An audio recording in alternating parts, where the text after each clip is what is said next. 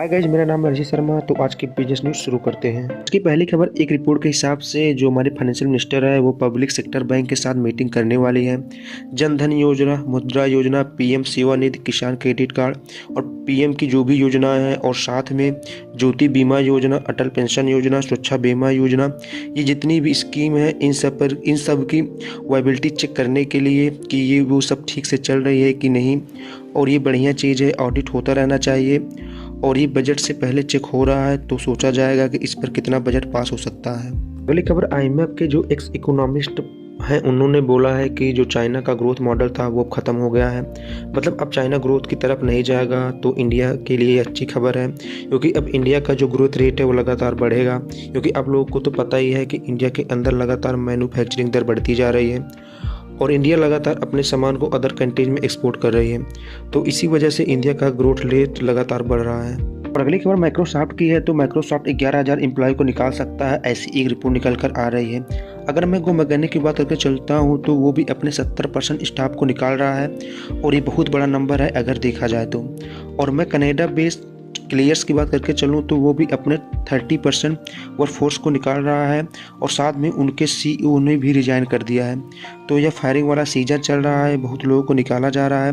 तो देखते हैं आने वाले टाइम पर और कितने लोग निकाले जाएंगे। और अगर हम ट्विटर की बात करके चलूँ तो ट्विटर अपने ऑफिस से सामान को निकाल रहा है। स्टाफ को पहले ही निकाल दिया है, अब सामान को निकाल रहा है। तो ट्विटर ने अपने ओवेंस फर्नीचर और सारे सामान को सैन फ्रांसिस्को के जो हेडक्वार्टर है वहाँ से सामान को निकाल रहा है। और अगली खबर यूपी गवर्नमेंट की है। तो उन्होंने बोला है कि स्टेट को 2 लाख करोड़ रुपए की कमिटमेंट मिल चुकी है सोलर सेक्टर के अंदर।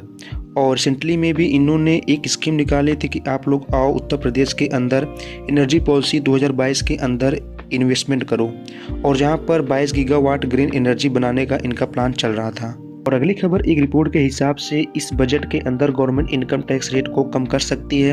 मुझे ऐसा लगता है कि इनकम टैक्स रेट को कम नहीं होगा, स्लैब को बढ़ा सकते हैं। वैसे इंडिया के अंदर 2 स्लैब काम करते हैं, लेकिन ये किस स्लैब की बात हो रही है ये तो आने वाला टाइम ही बताएगा। और अगली खबर अडानी जी की है। तो Adani group hydrogen powered electric truck निकालने वाला है ट्रांसपोर्टेशन के लिए। अगर आप इस ट्रक के ऊपर 50 टन लोड करके जाओगे तो यह 3 हाइड्रोजन टैंक लगेंगे और वो 300 किलोमीटर की रेंज तय कर सकते हैं। तो ये बहुत ही अच्छी खबर है। एक खबर ओयो की है। तो ओयो अपनी आईपीओ के लिए फिर से फाइलिंग कर सकता है बहुत जल्दी। मान करके चलते हैं कि ओयो अपना ड्राफ्ट लास्ट फरवरी तक सबमिट कर सकता है, तो शायद अप्रैल तक उसका आईपीओ आ सकता है। अगली खबर बायजूस के सीईओ की है। तो उन्होंने बोला है कि हम माइक्रो इकोनॉमिक्स का वेट कर रहे हैं अपना आईपीओ निकालने के लिए। मतलब कि जब तक ये रिसेशन और ग्लोबल इकोनॉमिक्स वाला सीन खत्म नहीं हो जाएगा तब तक वो अपना आईपीओ नहीं निकालेंगे। अगली खबर एफटीएक्स के सीईओ की है। तो उन्होंने बताया कि जब से बैंक करप्सी के लिए फाइल किया है एफटीएक्स ने, तब से $415 मिलियन की क्रिप्टो चोरी हो चुकी है हैकर के द्वारा। मतलब कंपनी का बैंक करप्सी होने के बाद भी हैकर पैसा चुरा रहे हैं। और अगली खबर, श्रीलंका के प्रेसिडेंट ने बोला है कि इंडिया में जो डेप्ट रिस्ट्रक्चरिंग थी उसके बारे में पूरी बात हो चुकी है। पिछले साल ही इन्होंने इंडिया से $4 बिलियन का लोन लिया था। अब रीस्ट्रक्चर करने की बात चल रही थी, अब फाइनल बात कंप्लीट हो चुकी है। इसका मतलब रीस्ट्रक्चर हो चुका है। अगली खबर महाराष्ट्र के सीएम शिंदे जी की है। तो उन्होंने बोला है कि गवर्नमेंट सपोर्ट करेगी ताकि मुंबई को स्टार्टअप का हब बना सके। तो महाराष्ट्र गवर्नमेंट भी बहुत अच्छे तरीके से काम कर रही है स्टार्टअप के लिए। और अभी रिसेंटली में वर्ल्ड इकोनॉमिक्स फोरम हुआ था, जहाँ पर इनका कहना है कि हमने 88,420 करोड़ रुपए के एमओयू साइन किए हैं।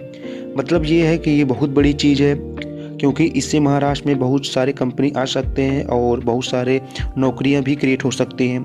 तो जो अनएम्प्लॉयमेंट रेट है वो घटाने के लिए सबसे अच्छा तरीका यही है कि इंडिया के अंदर ज़्यादा से ज़्यादा मैन्युफैक्चरिंग हो।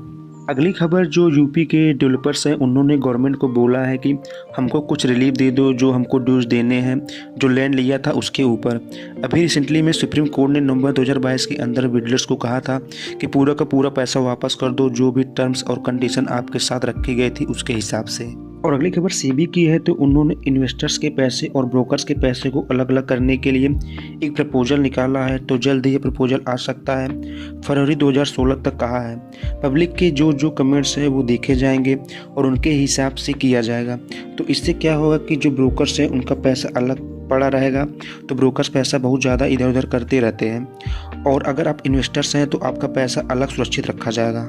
और अगली खबर आईटीसी की है, तो वह योगा बार्स पेरेंट्स कंपनी को खरीद सकता है 3 से 4 सालों के अंदर, और ये अच्छी चीज़ है आईटीसी के लिए। आज यहीं तक थी कि आज की बिजनेस न्यूज़। तो उम्मीद करता हूँ वीडियो आपको पसंद आई होगी, तो प्लीज़ आप इस चैनल को सब्सक्राइब कर दीजिए।